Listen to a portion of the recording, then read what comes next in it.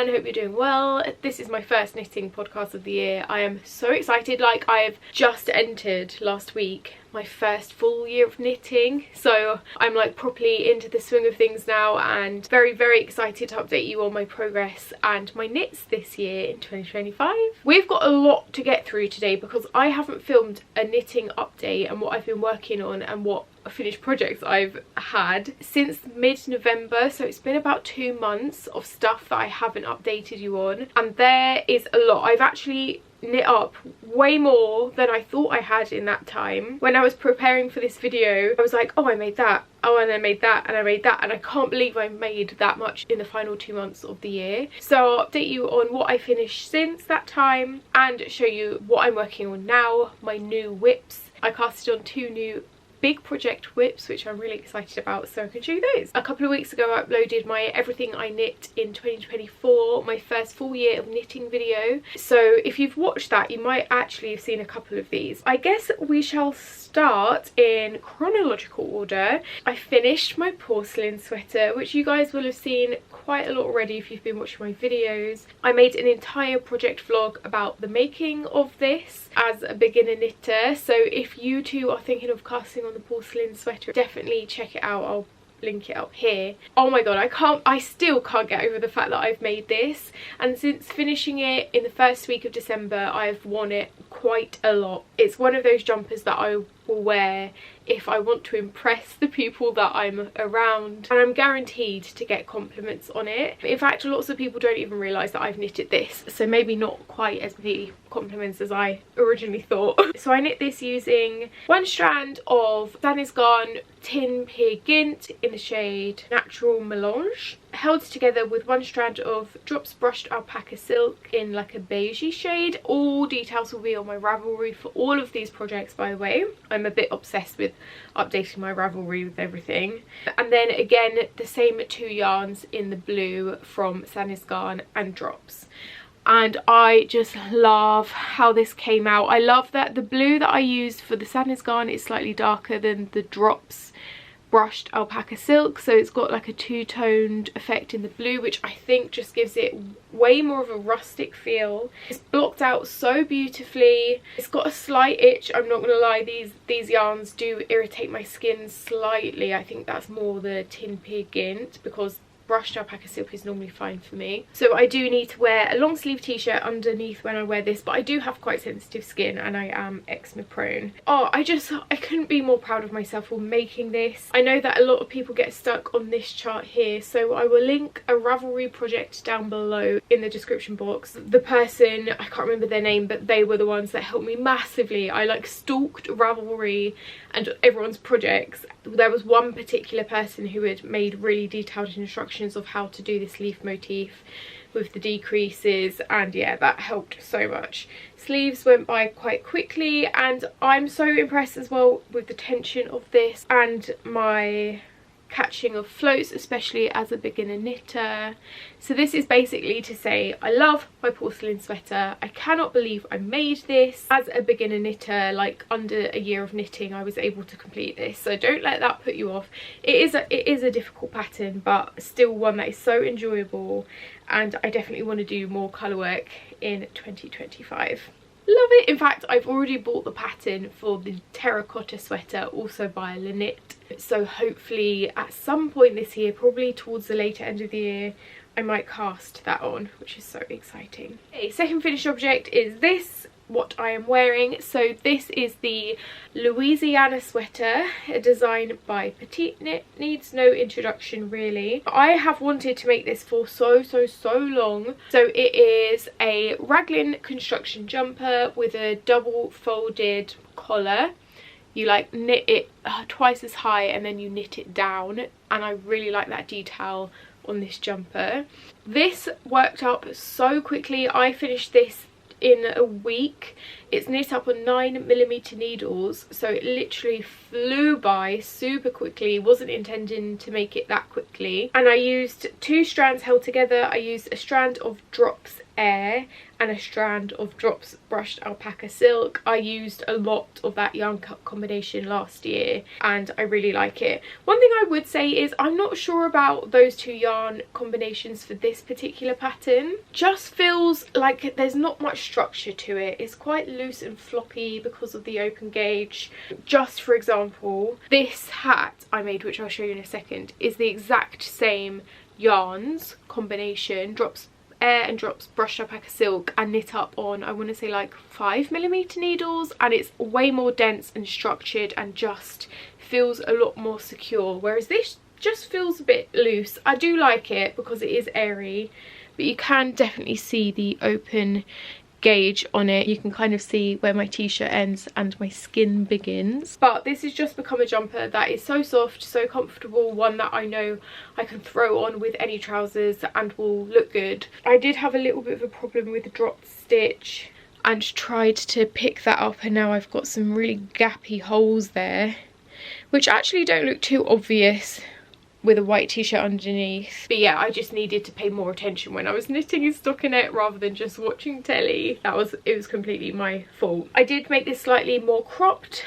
than the pattern called for, and it sits just at my belly button.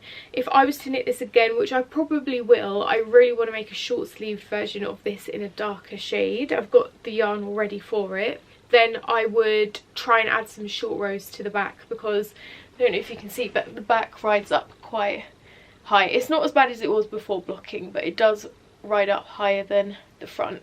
I only wish they had some short rows in. But apart from that, very happy with this and how quick it was and how cozy and snug it is. I can't lie, Drops Air and Drops Brushed Alpaca Silk are very, very nice combination, nice to work together. And then another finished whip.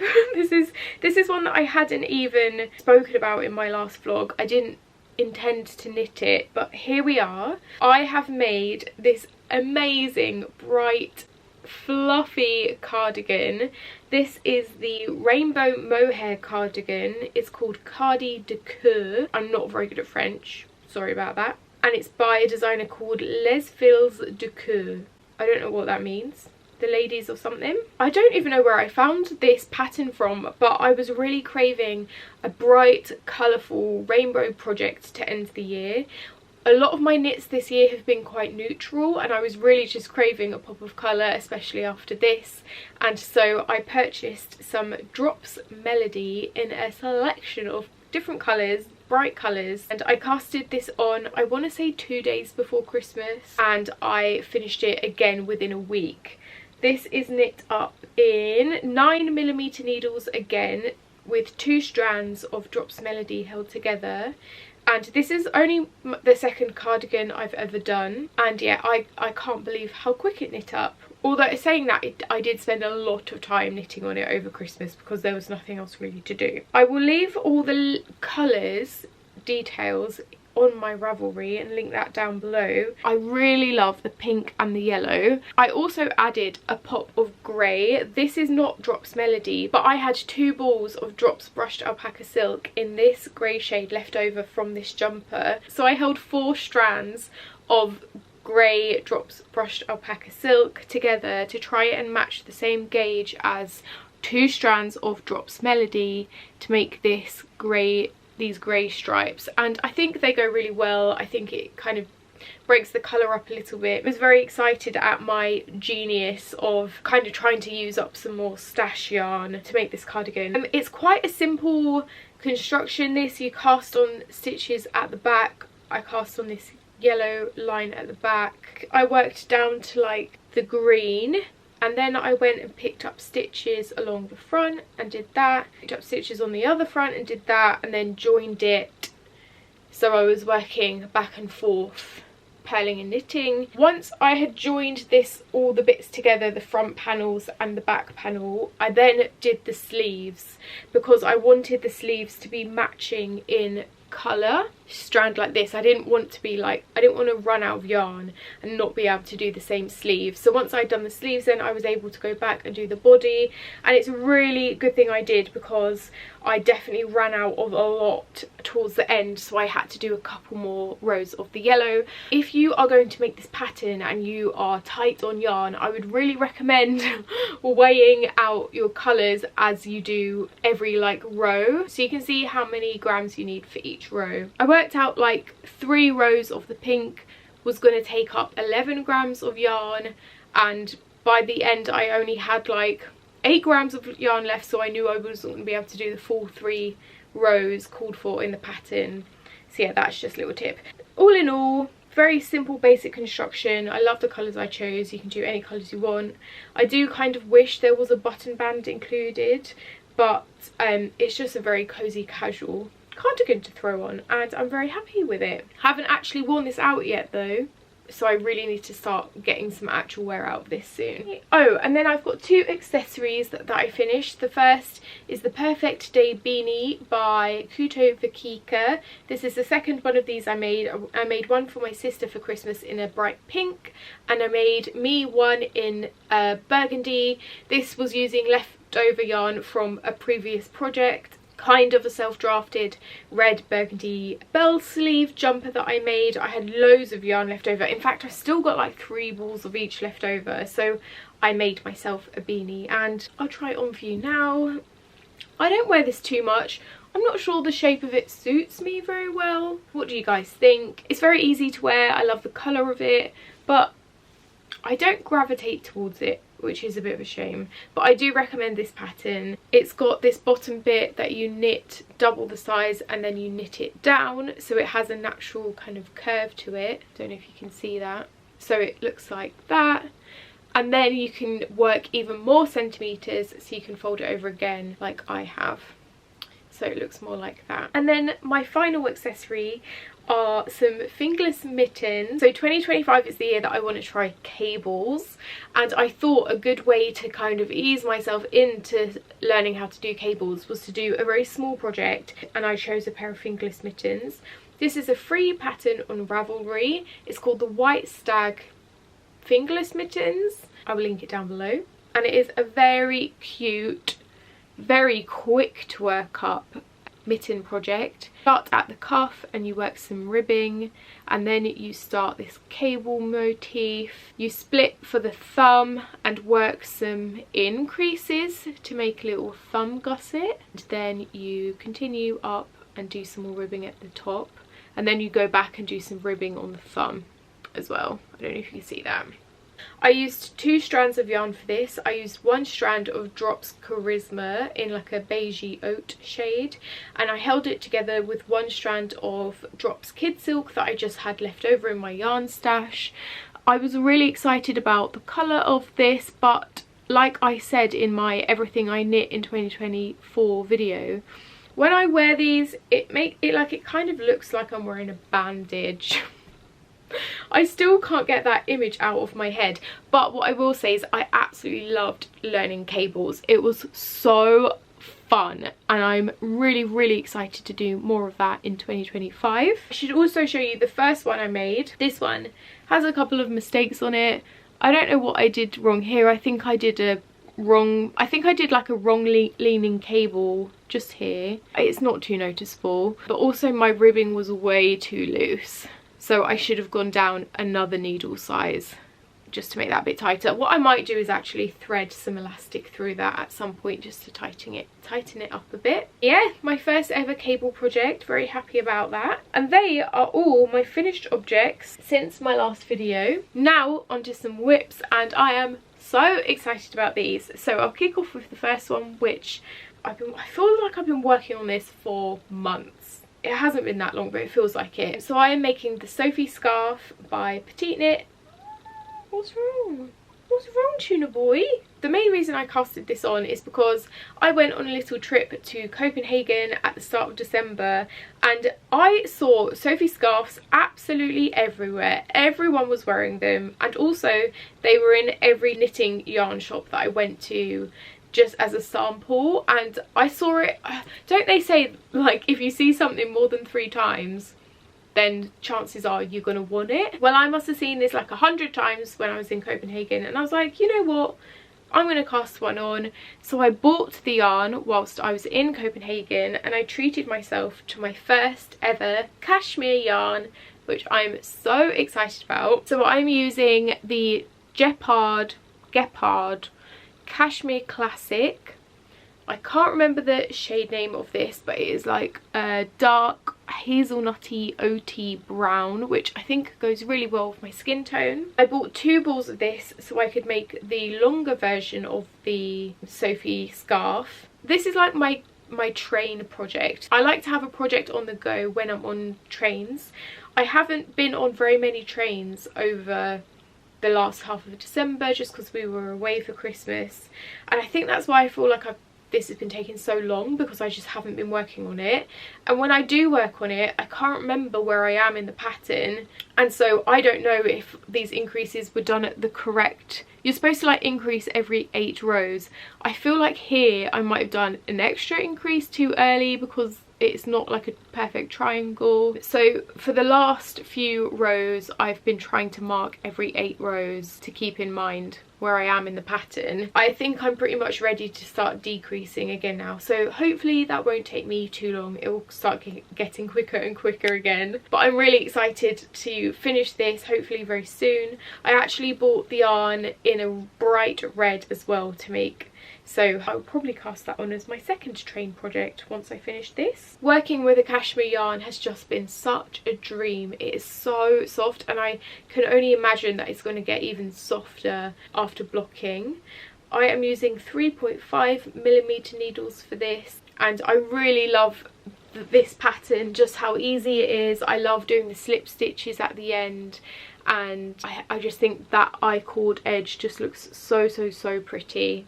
And yeah, there's not really much else I need to say about this because it's a pattern everyone knows and has probably made before. Okay, 2 more whips, and they are so exciting to me. I'm really excited about both of these. So first up, I have cast on the Salty Days sweater by Kuto Vakika, and I could not be enjoying this pattern more, and it's working up so quickly. So I'm actually filming a separate complete project vlog for this pattern and documenting every step of the way and any problems that I encounter and way more details. So if you do want to see that, stay tuned. That will be going up once this is finished. But for now, I can tell you that I am using 2 strands of Knitting for Olive Merino in the shade Limestone, with 1 strand of Knitting for Olive Soft Silk Mohair, also in the shade Limestone. I bought this yarn at the Knitting for Olive store in Copenhagen, which was so fun to go and visit. I specifically went into that store to choose out the colour for this particular project, and me and my husband spent ages trying to like hold yarns up to my face to try and find a nice colour that would suit me. I knew that I wanted it to be kind of sorry, I've got yarn in my nose. I knew that I wanted it to be kind of a light white colour, but Knitting for Olive have so many colour shades, so many whites that are slightly different. Very nearly went for the shade Cloud, which is a white but with more of a pinkish undertone, but I ended up settling on Limestone. I picked up 5 balls of Knitting for Olive Merino, 6 balls of the mohair. Anyway, I got home, I made my gauge swatch, and I was like, that is way too gappy. I was like, something is not right there. And I realised, looking at everyone else's project notes on Ravelry who had also used this yarn combination, that they'd been holding the merino double. Oh my god, I was absolutely gutted when I realised that, because I was literally in the store and could have bought it and didn't realise until I'd got home. So yeah, the original gauge swatch looked like this, and it's so gappy, and I was just like, I don't want this for my jumper. It didn't match the gauge and it's really holey. So then I had to make an order online and pay a huge amount of customs, like shipping tax. I had to pay like 50 quid in custom tax to get the rest of the balls for my order, which I was just so sad about. And then not only that, but once I did get the rest of the balls sent over, the shades are so different. So obviously it's a different dye lot, that's to be expected, but to me the difference in these shades is really big. So the original one I bought looks more like a green and this one looks more like a white. So I'm really sad about that, and it's stressing me out slightly because I don't want to end up with a patch in this jumper that is more green or more white. So I'm having to hold one strand from each batch together, which is kind of hard to keep on top of. Luckily the colour difference is kind of obvious. But yeah, it's working up okay. I wish it was more like the newer limestone, more white shade, but I don't think it looks too noticeable that there are two different colour merinos running through it at the moment. So yeah, I've just connected in the round after the armholes, and I'm currently working up this cable pattern. So this will be my first kind of lace work and cable knit cable jumper. You can kind of see the cable there, which is really fun. I'm absolutely loving this. As I said, I cast this on last Thursday and it's currently Wednesday and I've already made this much progress, so really looking forward to keeping on working this up. Be sure to subscribe if you want to see the full project vlog, because that will be coming once I finish that. And then my final whip is one I am so excited about. This has been on my to knit list since, I want to say, last February or March. Bearing in mind I only started knitting in January, so this has been a project that I've wanted to knit for so long. This is the Dew sweater by November Knits. This is an oversized sweater inspired by the hanbok, which is a Korean traditional clothing. It's knitted top down with raglan increases and short rows, and then everything else is worked in stockinette stitch. I think there's also like a double knit folded hem on the body and the cuff. I can show you that so far it is looking like this. So I cast this on, I want to say New Year's Eve, and I haven't worked on it in a week because as soon as my knitting for Olive order arrived, I cast on this, and I haven't touched this in a week. And also I haven't touched this in a week because I've got to the point where it's just boring stockinette for the body and I was getting really bored with it and wanted to do something different. But I have done my neckline and I have worked my short rows around back and forth and done all my raglan increases, and I have cast on extra stitches under the arms and joined in the round, and now I am just literally working stockinette back and forth until the desired length. This is going to take me so long because it's worked on 4mm needles, 3.5 for the neckline, which is knit in a knit 2 purl 2, I want to say. Oh, I also want to show you this. I got this for Christmas. This is like one of those yarn holders which has been so fun to use. So I've got my yarn on here, and when I work it, it just pulls off. So I'm using one strand of Sadness Gone Sunday in the white shade, and I'm holding it with one strand of Drops Kid Silk in the shade 38, which is called Chalk. In the gauge swatch for this, I really loved it. I fell in love with this yarn combination because it is so soft and so fluffy. I don't know if you can see the fluff on that. This gauge swatch, oh my god, it's the softest thing ever. This is a little bit rougher, so I just know that once it's finished it's going to be such a gorgeous soft yarn combination. But now that I've knitted it up whole, I am not really happy with this yarn combination. Can you see, like, it has kind of the stripes where the chalk mohair is picking up more. I do wish I had bought the mohair in just a white shade. It kind of looks two-tony and textured, which isn't really what I wanted for this. It kind of almost just looks a bit dirty. Am I being too much of a perfectionist here? What do you think? I know that I'm still going to get so much wear out of this because it's just such a beautiful oversized sweater with the most incredible bell sleeves, which I'm really excited to work up and to be able to wear, even though they are going to take such a long time because it's 4mm knitting needles. I'm going to a knitting club at the end of January, and I think this is the project I'm going to take along to there because because it's simple stockinette now, I can just knit that in the round and I'll be able to talk to people, and it won't be like I'll have to concentrate on a pattern like the Salty Days sweater. I'm excited to work on this more. I imagine the Salty Days sweater will get finished first and then I'll be able to concentrate on this fully. Also, what I would say is I found this pattern so far super easy because I've already made the Yoon sweater by November Knits, which has, I think, exactly the same kind of raglan construction, short row, back and forth. And because I've already done that, I found this super easy to work up. But I imagine if you haven't done that before, it could take a little bit of time because you're working short rows and increasing for the raglan on the wrong side and working this raglan detail on the wrong side, so it's just a lot going on at the same time. But it didn't take too long. The one thing I did want to point out about this is when you do the neckline, it says cast on X amount of stitches, 2x2 rib, and then it says it is recommended to sew an elastic thread into the edge of the neckband to help keep its shape and avoid stretching out. Work in rib for X amount of centimetres and finish I didn't know whether that meant, like, because she'd put that instruction right at the top when you cast on, I thought maybe that meant I should sew my elastic through at that point.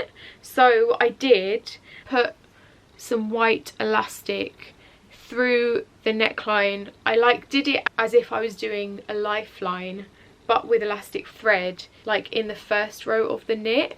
So it is very like tight, and in the pictures it looks a lot looser, so I'm not really sure.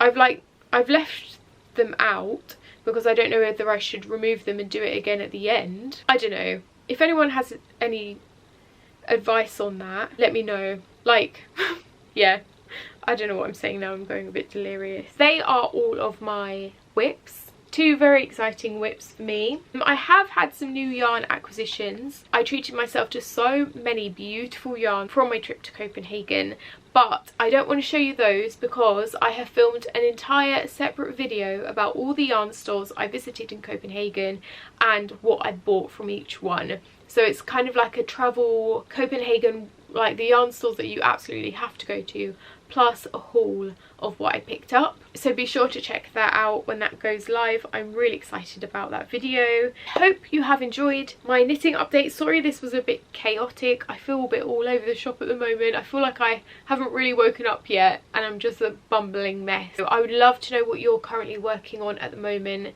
Please do let me know. I wonder if as well you'd like to hear some of my knitting goals for 2025. I've written a list of them down. If you'd like me to make a little video about those, do let me know. Happy knitting and I love you guys lots. Mwah!